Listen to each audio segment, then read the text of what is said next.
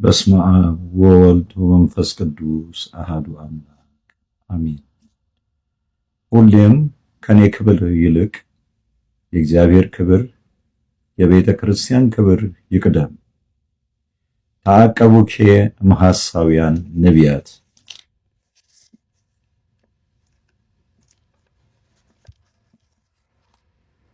በዚህ የአርባዕቱ ወንጌላውያን አንድምታ ላይ ምን ይላል? ተዐቀቡኬ እምሐሳውያን ነቢያት፣ ከዚህም በከመ ይቤ ኢዮብ ይላል፣ ከሐሰተኛ መምህራን ተጠበቁ። እለ ይመጽኡ ኀቤክሙ በአልባሰ አባግዕ፣ ኃጥአን ሲሆኑ ጻድቃን፣ መናፍቃን ሲሆኑ ሃይማኖታውያን፣ ሥጋውያን ሲሆኑ መንፈሳውያን መስለው ከሚመጡ ከሐሰተኛ መምህራን ተጠበቁ። በአንተ ውስጦምሰ ተኩላት መሰጥ እሙንቱ፣ ቢመረምሯቸው ግን እየነጠቁ ገሃነም የሚያወርዱ ናቸውና።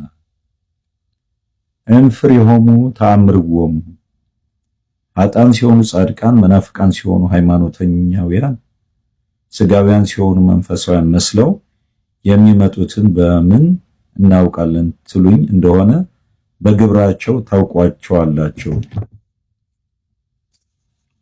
ይላል የአርባዕቱ ወንጌላውያን አንድምታ ላይ። በዚህ በሰማንያ አሐዱ መጽሐፍ ቅዱስ ላይ ደግሞ ስንመለከት የማቴዎስ ወንጌል ምዕራፍ 7 ቁጥር 15ን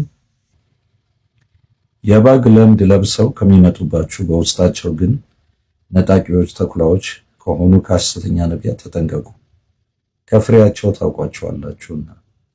ከእሾህ ወይን ከኩርንችትም በለስ ይለቀማልን? እንዲሁ መልካም ዛፍ ሁሉ መልካም ፍሬ ያደርጋል፣ ክፉም ዛፍ ክፉ ፍሬ ያደርጋል። መልካም ዛፍ ክፉ ፍሬ ማፍራት ወይም ክፉ ዛፍ መልካም ፍሬ ማፍራት አይቻለውም። መልካም ፍሬ የማያደርግ ዛፍ ሁሉ ይቆረጣል፣ ወደ እሳትም ይጣላል። ስለዚህም ከፍሬያቸው ታውቋቸዋላችሁ ይላል።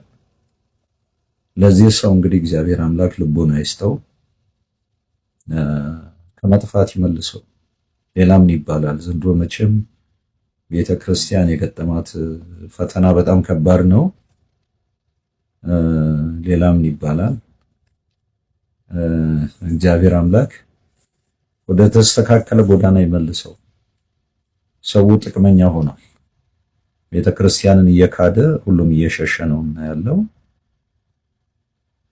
እነዚህ የተጣመመ አስተምሮ የሚያስተምሩ ሰዎች